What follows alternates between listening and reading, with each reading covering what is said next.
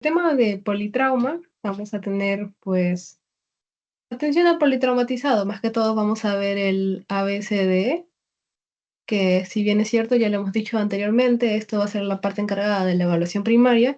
También tenemos una evaluación secundaria, pero eso ya lo vamos a ver más adelante, no viene tanto al tema de hoy. Entonces, vamos a tener trauma, el trauma va a ser trauma, pues, cerrado, abierto, quemaduras, por temas biológicos. Bueno, acá ya podemos decir por las imágenes cuál es cuál, pero a mí lo que me interesa más que todo del tema de trauma no son tanto las causas, sino es más que todo la cinemática del trauma. La cinemática del trauma, como bien dice su nombre, va a tratar de analizar el evento y a partir de este evento determinar las posibles lesiones. Por ejemplo, si yo les doy estas dos imágenes, si yo les doy estas dos imágenes, más o menos podemos deducir cuál de los dos conductores ha estado ebrio o ha estado dormido al momento de chocarse y cuál otro ha estado consciente. Por ejemplo, ¿cómo sé de que este de acá ha estado inconsciente, ha estado borracho o estaba a punto de dormirse? Porque no calculó a dónde estaba desviándose. Podemos ver que literalmente, tal vez se desvió de la vía porque estaba durmiéndose o porque estaba borracho, no sabemos. Pero la cosa es de que lo cierto es que estaba inconsciente. En cambio, por ejemplo, esta persona da más pensar que era una persona consciente que se desvió de la vía porque no sé, se atravesó un perrito y no quiso atropellarlo, entonces, ¡pum! O sea, como se hace, pues se desvió. Esa es cinemática de trauma. A partir de eso también vas a analizar cómo es que ha estado el paciente al momento de que ocurrió el evento y, como digo, sus posibles lesiones. Ahora, trauma múltiple y politraumatizado. Trauma múltiple va a ser, como dice acá, daño a diversos sistemas. Ahora, ¿qué me interesa que sepan de politraumatizado? Cuando te van a hablar de politraumatizado, así poli primero y luego trauma, politrauma, va a ser qué cosa? Compromiso vital. Cuando digo compromiso vital, me refiero a compromiso, por ejemplo, en la parte cardiopulmonar.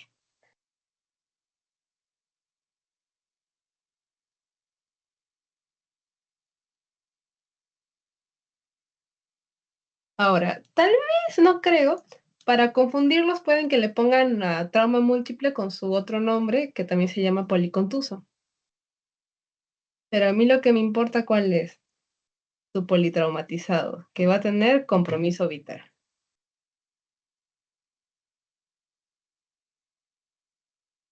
Ahora, en cuanto a la distribución trimodal de la muerte, va a ser el tiempo que va a pasar desde que el paciente o la persona que haya sufrido el trauma pues haya pasado por este evento traumático y vaya a morir. Entonces tenemos, vamos a dividirlo así, ¿ya? La primera y la segunda etapa se van a dar como tal en la parte prehospitalaria, que es prácticamente, como les dije anteriormente, es algo antes de llegar al hospital, y la tercera etapa va a ser algo intrahospitalario, va a ser algo dentro de la UCI. Entonces, ¿qué va a pasar? En la primera etapa va a ser una muerte que se va a dar dentro de los segundos a minutos. Acá ni siquiera los paramédicos ni el PA, personal de atención hospitalaria, va a llegar a que poder hacer algo. Porque literalmente, como dice, se va a morir en segundos. Son lesiones que literalmente atentan contra tu vida.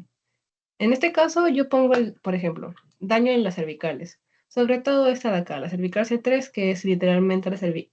Ahí pasa un nervio que conecta con el diafragma, se friega ese nervio, tú dejas de respirar y ahí quedaste. También podría ser la ruptura de aorta y cualquier otro tipo de daño que, como digo, tenga un compromiso directo con la vida. Algo que, pues, como digo, compromiso vital.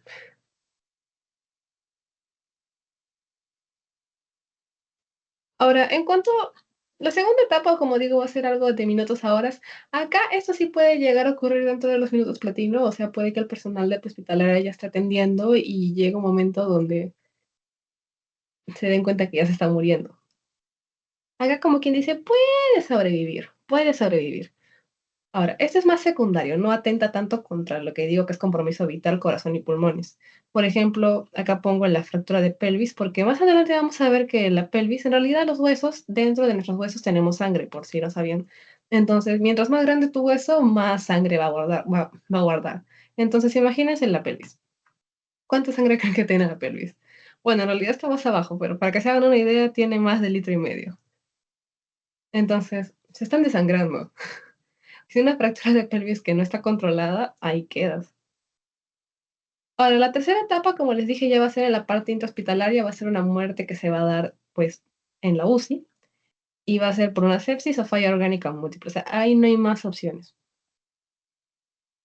Entonces, ahora, ¿qué más? Hora dorada y minutos platino.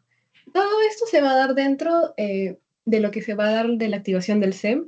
El SEM es el sistema de emergencias médicas, por si acaso. No creo que les pregunte por allá. Sistema de emergencias médicas. La hora dorada va a ser el reconocimiento, el manejo y sobre todo traslado. O sea, el momento en el que van a decirle a los paramédicos o bomberos hemos recibido una emergencia, quiero que vayan para allá. Hasta el momento en que los paramédicos van, atienden, recogen y trasladan, todo eso se supone que se tiene que hacer en una hora exacta. Pero estamos en Perulandia y eso no va a ocurrir. Eso no va a ocurrir, eso no va a ocurrir, va a ser más de una hora. Pero lo ideal es que sea una hora. Entonces, el manejo va a ser manejo de amenazas, o sea, lo que va a matar al paciente, eso lo tienes primero. De ahí, nada, amenazas.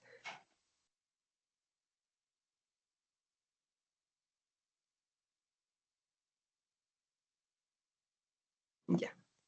Ah, sí, traslado al lugar apropiado, porque no vaya a ser de que luego tengamos un paciente que esté con una fractura, 50 fracturas en el cuerpo.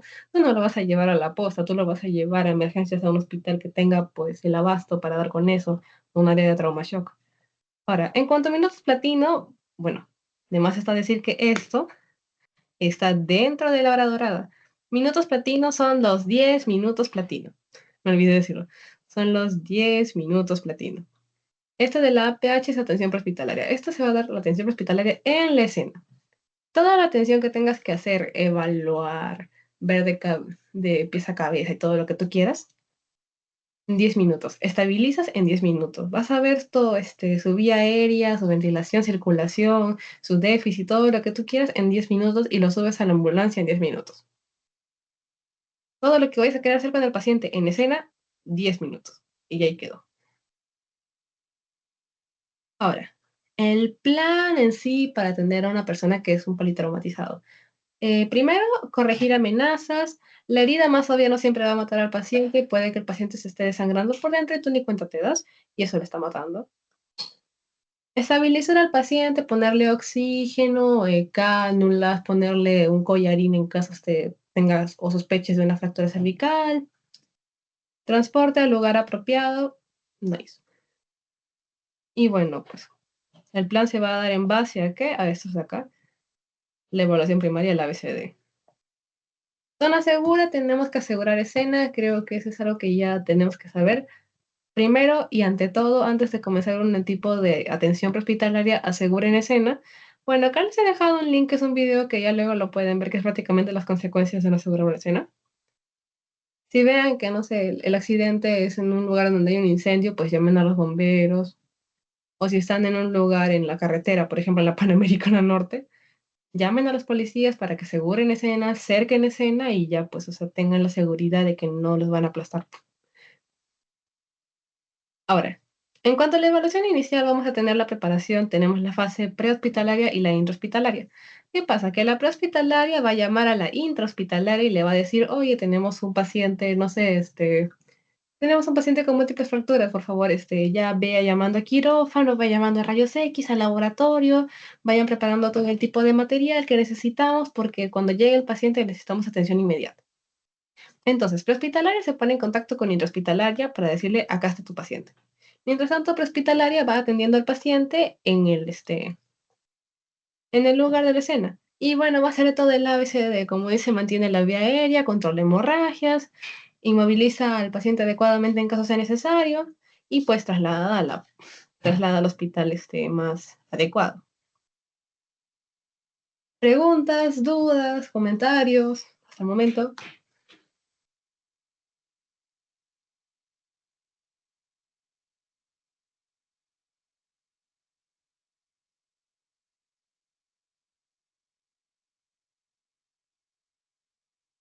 No, nada, nadita, ya. Entonces, tenemos acá el triaje o triage, no sé, la verdad, algunos le dicen así. Entonces, esto más que todo, acuérdense de la palabra selección, van a seleccionar pacientes, pero ¿en base a qué? A la necesidad y recursos tanto humanos como materiales. Humanos, bueno, ya sabemos decir que es la parte prehospitalaria de paramédicos, bomberos, policías. Y recursos materiales, pues pónganse las gasas, las jeringas, medicamento. Entonces, tenemos dos triajes, el triaje de desastre y el triaje de emergencia masiva. En realidad, por experiencia, creo que todos prefieren un triaje de emergencia masiva porque en el desastre, más que todo, vas a salvar a aquel paciente que tenga más probabilidad de vivir y sobre todo el que te gaste, acá eso es por definición, el que te gaste menos recursos. Y en todo caso, que con los recursos que tengas puedas salvar la mayor cantidad de pacientes, con los recursos que tengas. Por eso es que se dice que a estos se salvan los que tienen la mayor probabilidad de vivir, los que necesitan poco recurso. En cambio, en una emergencia masiva, ya acá pues puedes abusar un poco de tus recursos, más bien vas a salvar a aquellos que tengan mayores lesiones. Una emergencia masiva, pónganse que están, como les digo, no sé, están camino a la Panamericana, están camino a Plaza Norte, se volcó un bus y tienen como 30 personas ahí pidiendo ayuda. Una ambulancia puede llevar solamente una persona dentro, o sea, un herido, aparte de los paramédicos y los bomberos. Ya, solamente puede llevar una persona. Entonces, si tienes como 30 personas, ¿qué vas a hacer ahí? En realidad, hay, por emergencia masiva, literalmente, entidades públicas y privadas tienen que prestar ambulancias. ¿Por qué? Porque, como digo, tienen que salvar a la mayor cantidad posible. Ahora, evaluación primaria es la primera evaluación que vas a hacer ni bien te encuentres con el paciente. Va a durar 90 segundos, eso sí, la primera impresión. En esos 90 segundos y tu primera impresión, tú vas a evaluar al paciente de pies a cabeza, lo vas a ver más o menos qué posibles fracturas, qué posibles lesiones tenga, qué es lo que más o menos vaya a necesitar. Y como les digo, ya se imaginarán que esto se va a dar, como les digo, dentro de los 10 minutos platino. Todo lo que tenga que ver con el paciente son 10 minutos a lo mejor. Entonces, ¿qué vamos a hacer? Evaluación A, B, C, D, siendo A vía aérea, B respiración, C circulación, D déficit neurológico, bueno, deterioro disability, y exposición. Ya. Entonces, en realidad esto es muy poquito, pero en cuanto a la vía aérea, lo que yo quiero que entiendan es que es solamente permeabilizar la vía aérea, permeabilizar tu columna. O sea, a ver, vamos a dibujar acá a nuestro amigo Pepito. Pepito tiene un cuello gigante, lo sé. Y ya, bueno, pongamos que esos son sus pulmones. Por acá va a pasar su boquita y ya. Entonces, tenemos a Pepito. Acá lo que me interesa es esto. Vía aérea se va a tratar de cómo el aire va a llegar a tus pulmones. No quiero que piensen en el respirar, el inhalar, exhalar, no.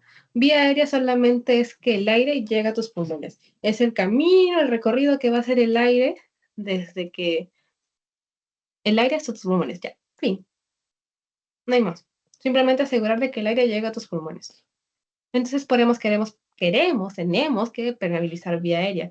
Ahora, con eso también tenemos que proteger la columna cervical. Ese es un punto también muy importante de la vía aérea. Evitar obstrucciones. Esto es más que todo lengua, hemorragia.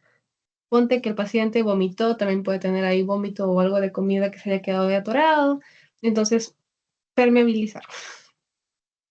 Ahora, ¿cuándo tenemos que sospechar de lesiones en la columna? Bueno, la columna cervical. Cuando hay un trauma cerrado, que sea arriba de las costillas, arriba de las clavículas, que digo, más o menos acá, alteración de la conciencia porque no va a llegar oxígeno, ¿ok? No oxígeno. Ya. Entonces, signos de obstrucción de la vía aérea, esto sí apréndanselo, la persona va a estar agitándose, como les digo, va a tener una alteración del estado de conciencia porque no va a llegar oxígeno a su cerebro. En vez de utilizar el diafragma, va a utilizar sus músculos intercostales y accesorios. Y la respiración va a ser un estridor, va a ser como ronquido, quejándose. Esto de acá es lo que vamos a utilizar, ese es el collarín.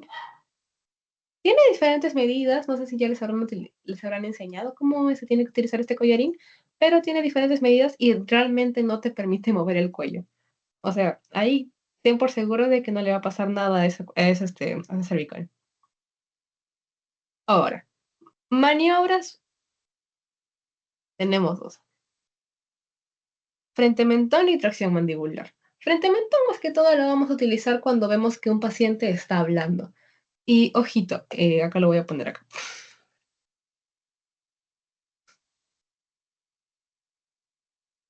Si un paciente está hablando, literalmente podemos asegurar, o sea, debemos asumir que no tiene algún tipo de trauma cervical. Así que habla, no trauma. Ahora, si vemos a un paciente que está inconsciente, siempre asuman que está con un trauma cervical. Entonces, en base a eso podemos decir que una persona que no tiene trauma, le vamos a hacer frente mentón. ¿Por qué? Porque esta maniobra lo que va a hacer es mover absolutamente el cuello para poder destapar, paralizar la vía aérea. Entonces, ponte que esa persona tiene un trauma o tiene una cervical que está, ya se ha fracturado un poquito. Tú haces maniobra frente mentón, terminas de fregarlo. Entonces, frente mentón solo en personas que están hablando y veas que no tengan algún tipo de trauma. ¿Ok? ¿Por qué? Porque pues, se va a romper la cervical. Ahora, por todo lo contrario, tracción mandibular, tracción con T de trauma. Esta de acá, si lo han realizado, se dan cuenta que no mueve para nada el cuello. Y segundo, esa también con T de triple maniobra modificada.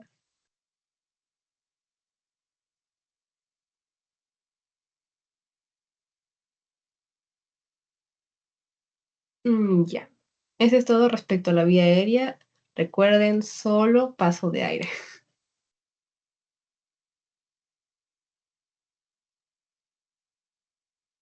Ahora, por todo lo contrario, ventilación, la letra B, breathing, es ventilar, oxigenar, respirar, exhalar, intercambio gaseoso y todo lo que tú quieras que tenga que ver ahora sí con la palabra respirar.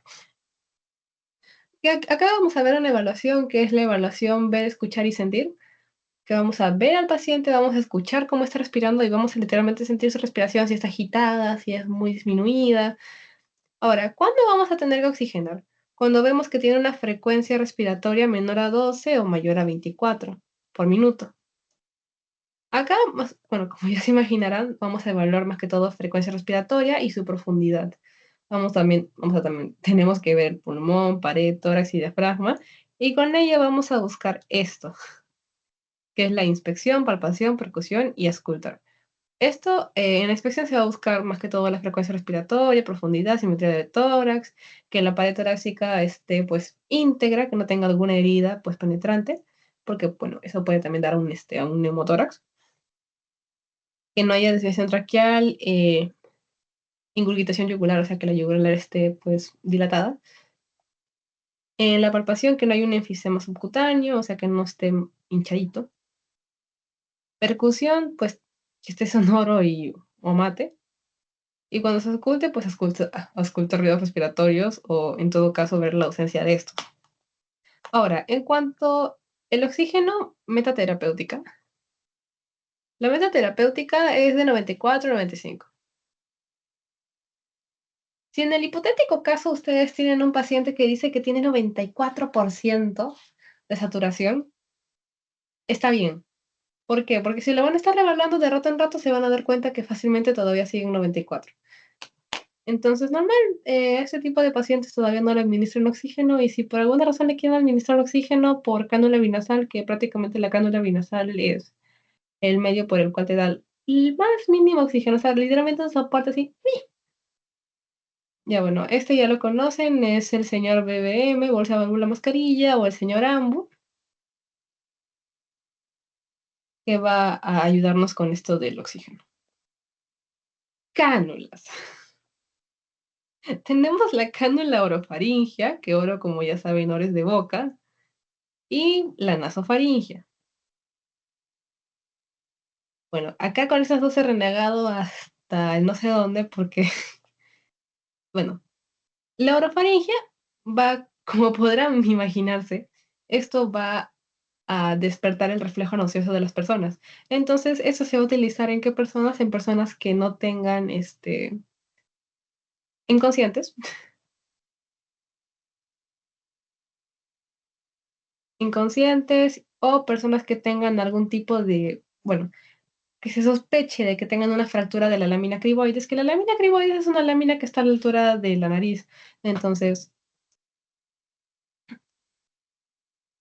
fractura de criboides.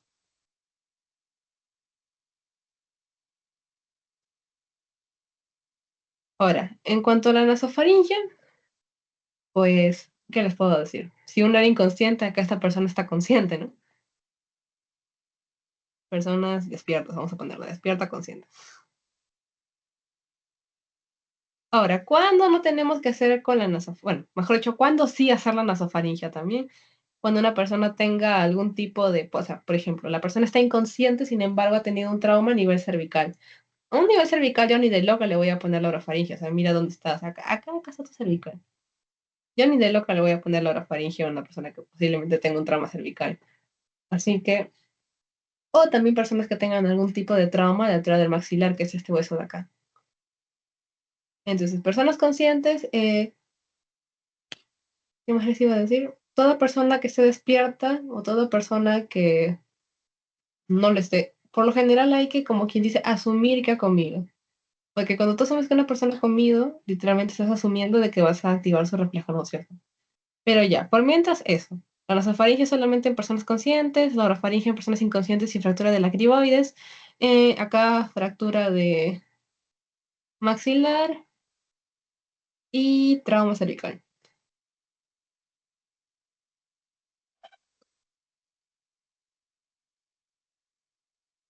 Bien, lo sé. Ya. ¿Alguna pregunta hasta acá sobre esta lámina?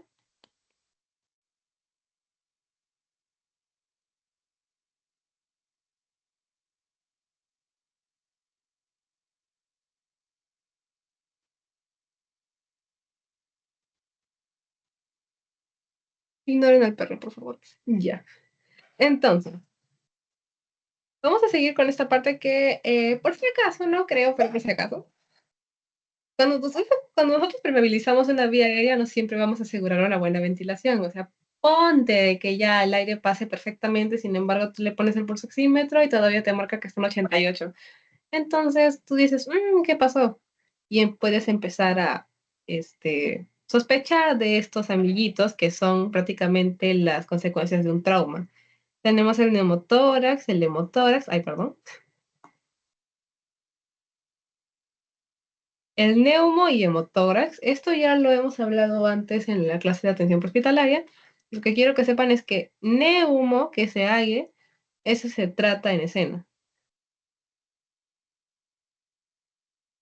El tórax inestable con contusión pulmonar, no. Taponamiento pericárdico, menos. La ruptura aórtica, bueno, date por hecho de que vas a morir. Hemotórax masivo, esto se atiende como tal en la intrahospitalaria. Entonces, ahorita vamos a hablar del neumotórax. Más que todo, no qué cosa es, sino cómo descomprimirlo con aguja, porque prácticamente el neumotórax es que la pleura se llenó de aire y no permite que el pulmón pues se expanda bien. Ahora, ¿cómo descomprimir con aguja? Tenemos algo llamado tu línea media clavicular. O sea, acá tú tienes tu clavícula, ¿no? Esta señora es la señora clavícula, se las presento. Entonces, tú la divides al medio, ¡pum! Entonces, aquí más o menos tienes que descomprimir. En la línea media clavicular, en el segundo espacio intercostal de la segunda y tercera costilla. Ahí como se puede ver, acá estás haciendo, acá está. Es así un poquito más abajo porque si no luego te vas a llevar al van. Eso ya no creo que les pregunten, pero por si acaso. Te vas a llevar la vena, la arteria y el nervio todos juntos. Ahora, actualmente también se recomienda hacerlo entre la quinta y sexta costilla, para eso es en la línea media axilar. O sea que nosotros agarramos a nuestro señor cuarto, esta es la quinta y acá está la sexta. Más o menos la axilar está por acá, o sea, por aquí y más o menos estás haciendo la punción también. Ahora, ¿cómo hacemos la punción? En 90 grados en relación a la piel y nada más. Ahora, el hemotórax, esa sangre, esto no se puede atender en la parte como tal de la escena. Tienes que llevar, como les digo, al paciente a una unidad de trauma shock, si no estoy mal. Esto más que todo se va a dar cuando hay más de 1500 mililitros de sangre en pleura. Bueno, 1,5 litros. No tratarlo en escena, llevar a UCI.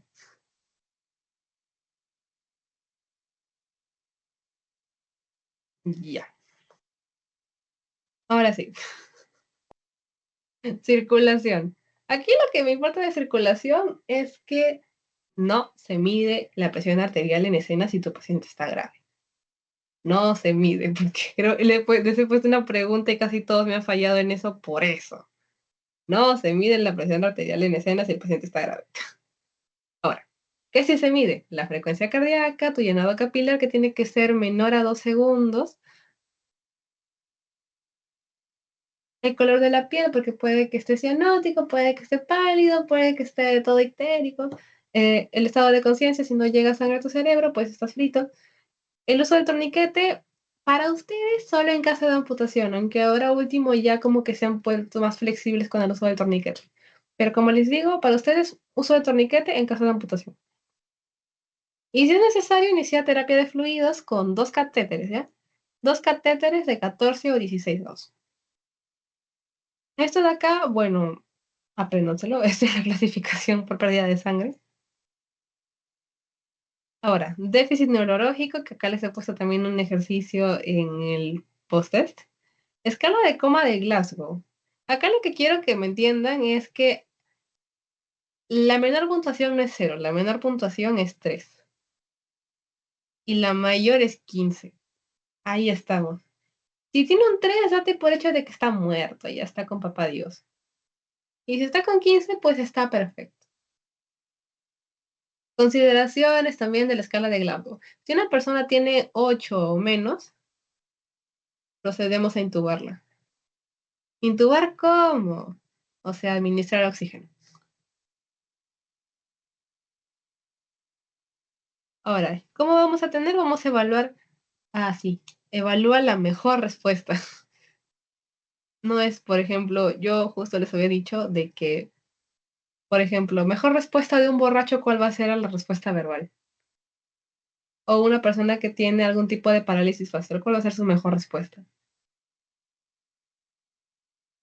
Tienen buenas respuestas, literalmente. No porque una persona tiene parálisis facial le vas a decir que no tiene, no obedece nada de la motora.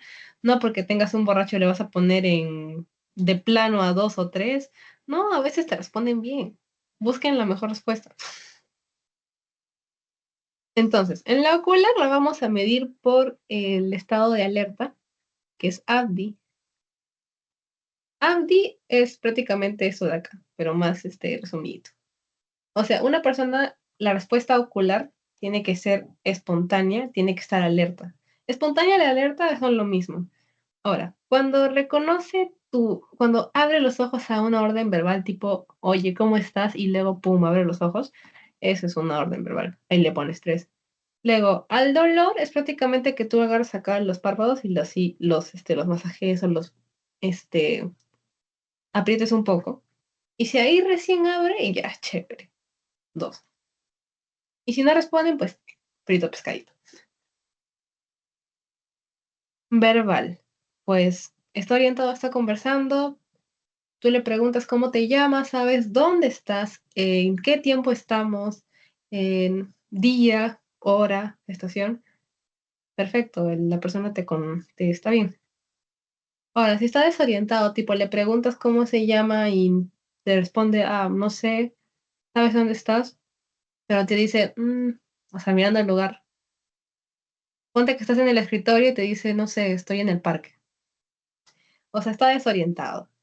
Palabras inapropiadas es que le preguntes cómo estás y te diga, por ejemplo, no sé, me llamo Maní. Sonidos incomprensibles, imagínense a un borracho. Y ninguna respuesta, pues ya. A la orden verbal es que tú le digas ahí, por ejemplo, ya, agárrame el pulgar. Te lo agarras sin problema, ponle un 6. Ahora, si le dices agárrame el pulgar y con las justas puede, o como quien dice intenta, le pones un 5. Ahora, ¿cómo también evaluar estos dos? Porque también es otra manera. Que tú le estés así con estímulos dolorosos también puede ser. O sea, tú ves a una persona que está relativamente inconsciente, sin embargo, la haces así, con una aguja y al toque localiza y ya está así, en una. Ese es un 6. Si solamente localiza el dolor, tú le haces así y va a ser así como que alejándose un poquito, pero va a alejarse. En cuanto a retirada y flexión, es prácticamente que intenta, pero ahí se queda. Ahí nomás, ahí se queda nomás. Flexión normal y extensión. Ya. Flexión normal, como ven acá, es, bueno, no se amplía más la imagen, pero la flexión normal es prácticamente así. ¿Y qué quiero que sepan de la extensión? Que la rigidez de descerebración es, ¿recuerdan que les dije qué pasaba cuando se lesionaba el nervio 3 y dejabas de respirar porque se conectaba con tu diafragma? Pues ocurre esto. Ya. Descerebración porque prácticamente ya no llega sangre, ya no puedes respirar, te fregaste y es como es un signo de que ya fuiste, ya te moriste. Y si no tienes respuesta, está tieso, pues está tieso. ¿Qué les puedo decir? En la exposición ya, acá más que todo evaluar heridas que no se han podido ver fácilmente, entonces solamente vas a quitar la ropa necesaria, no vas a ir a desnudar, a caldatear al paciente por las puras. Y bueno, dicho sea de paso, tienes que cubrir al paciente, no le vaya a dar una hipotermia, nunca sabes. Y se los digo por experiencia, cubran al paciente. Consideraciones, tenemos tres. Así, cosas chiquitas, sin importancia, como una pequeña fractura en huesos chiquitos, no hay que darle la importancia en la escena, le vamos a dar la importancia en la evaluación secundaria, que va a ser una reevaluación que vamos a hacer una vez el paciente ya estabilizado, ya estamos en la ambulancia o ya de plano en el intrahospitalario, recién ese tipo de cositas se van a ver ahí. No hay que darle la importancia, así, para fracturas pequeñas. En todo caso, fracturas pequeñas,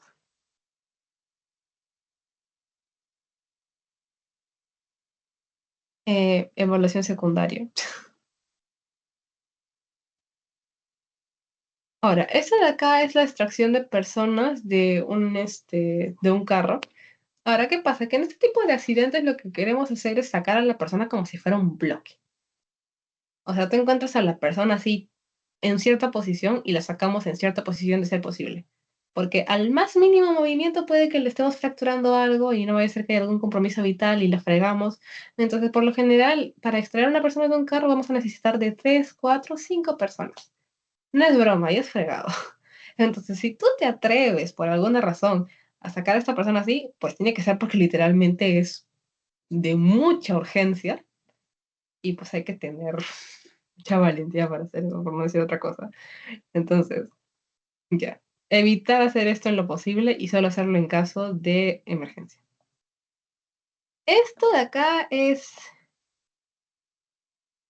dato, pero por si acaso, ¿no? Esta es la sangre que se pierde por cada hueso.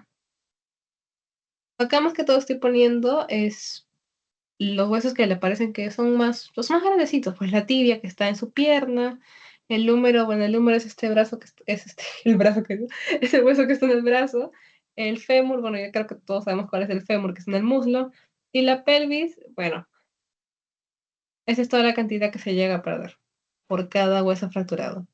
Así que ya imagínense.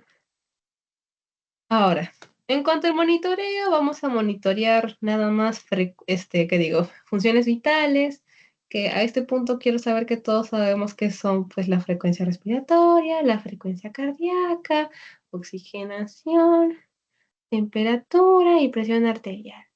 Cuando evaluamos en el momento, esta señora. Eso después. Gases arteriales, esos de acá gases arteriales. EKG se puede evaluar en el momento, honestamente. Así que sí, pero creo que ustedes no han llevado todavía café, así que no hay que preocuparnos tanto por el tema de café. Ahora, oxigenación y capnografía. Capnografía más que todo es C de CO2 o dióxido de carbono, va a medir el dióxido de carbono ahí en tu organismo. La diuresis horaria va a ser orina, más o menos que va a evaluar la hidratación de tu paciente. Y bueno, sonda nasogástrica en caso lo necesite. En resumen de la clase, se va a tratar de que, bueno, tenemos que ir al rescate de una persona, tenemos que darle su atención, tenemos que trasladarlo a un centro de trauma o trauma shock. Eso ya, bueno, ojito, es prehospitalario. Ahora, en el intrahospitalario, de que se van a encargar de darles evaluación inicial intrahospitalaria, se van a ver cómo prácticamente el personal de atención prehospitalaria te lo ha entregado. Bueno, si es necesario, se va a llevar a una intervención quirúrgica de emergencia y pues sus cuidados definitivos en la UCI, con mucha fe sobrevive. Preguntas, dudas, comentarios, hablen o callen para siempre.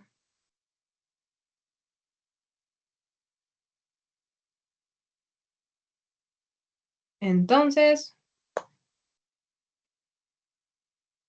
procedo a mandar el post-test y nada. A ver.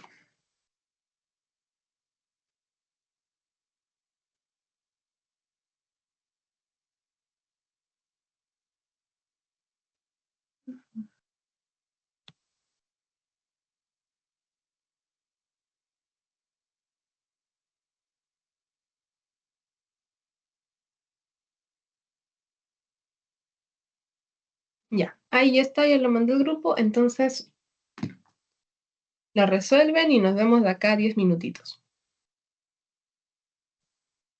Nos vemos son las 10, a las 10 y 10. 10 y 10 cierra el post-test, así que no quiero problemas, por favor, con el tema de la asistencia.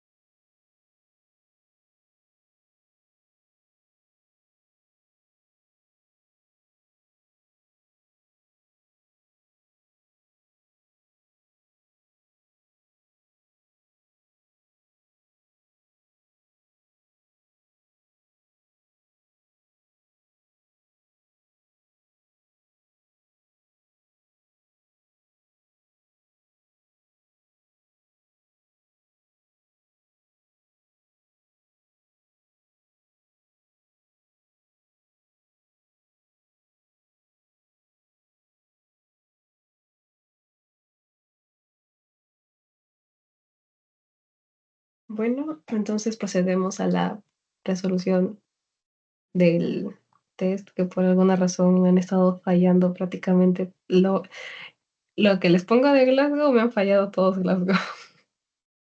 Uno nomás que me puso bien. Ya. Este es el test.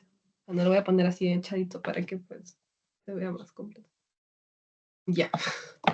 Entonces, este es el test. Una mujer de 45 años fue encontrada desorientada en la casa. Al hablar con ella responde con palabras inadecuadas. En ningún momento dije que eran palabras que no se podía escuchar qué era, sino inadecuadas. Simplemente hablaba, pero no sabía que hablaba. Esos son 3 puntos. Así que agarren y sumen 3 puntos. Abre los ojos cuando se le llama por su nombre y mueve. Ya. Abre los ojos cuando se le llama por su nombre. Respuesta verbal, 3 puntos. 3 más 3, 6. Y mueve el brazo a un lado cuando se le pincha el dedo con una aguja. Reconoce el dolor y tiene una retirada rápida. Esos son 6 puntos. Si reconoce el dolor y se queda ahí, ya. Esos son 5, pero retira el brazo. Entonces, su puntuación, 3, 3 más 6, 12. A ver, esto sí hemos respondido bien todos. ¿Qué define mejor el término politraumatismo? Es una lesión múltiple que va a afectar a más de un sistema del cuerpo y que tiene un compromiso vital en al menos una de ellas. Ya. Diferencia entre vía aérea y ventilación. A ver. Vía aérea y ventilación son sinónimos, ya, de por sí te están preguntando la diferencia, así que obviamente que esa no es. La vía aérea abarca estructuras que permiten el paso del aire hacia los pulmones, mientras que la ventilación es el proceso de mover el aire hacia... Ya, este es. A ver, ¿por qué no la siguiente? ¿La vía aérea se refiere a los pulmones? No, eso no. Esa es la ventilación es el intercambio de gases, así que ya. Ventilación, la vía aérea es el proceso del movimiento... No, esto no es. Es al revés, es eso de ahí que le puse. La vía aérea es estructuras que permiten paso de aire. Y ventilación, pues todo lo que tenga que ver con respiración. A ver. Diferencia de un triaje de desastre y un triaje de emergencia masiva. A ver, que no por algo les he puesto que escojan la mejor respuesta. En un triaje se busca salvar al mayor número de personas posibles con los recursos disponibles, mientras que en una emergencia se atiende primero a los pacientes más graves. A ver, siguiente. En el desastre se priorizan las lesiones. Eso, bueno, eso está tachadísimo la segunda opción. En un desastre se prioriza a las personas menos graves para ahorrar recursos, mientras que en una emergencia se priorizan los pacientes críticos. Ya. ¿Qué les dije? Mayor pero número de personas con recursos disponibles. Es esta de acá. ¿Por qué no la tercera? Para ahorrar recursos. O sea, la definición como tal, como les dije, es atender al mayor número de personas con el menor recurso posible. Así que es la primera, por eso nomás. Ya, acá sí está para darles un golpe. En el paso D se evalúa exclusivamente heridas y traumatismos visibles. No, eso en realidad es la evaluación primaria completa. En el paso B, breathing, se evalúa ventilación, oxigenación del paciente, asegurando que está respirando adecuadamente. En el paso A, aire, vía aérea, se verifica la respiración espontánea. La respiración espontánea sigue siendo parte de la B, que es su integración. Y en el paso C, que acá se confundieron, se debe verificar que el paciente tenga una vía aérea permeable antes de evaluar el pulso y presión arterial. Ahí la fallaron. Porque de por sí está bien, o sea, tenemos que seguir una ruta que es el A, primero permeabilizar la vía aérea, luego seguir con la ventilación y luego seguir con la C. Pero pues la presión arterial ahí no va. Entonces, bueno, esto no lo voy a mandar por obvias razones, o sea, esto solamente es para ustedes, así que ahí se acabó. Entonces, voy a dejar de grabar.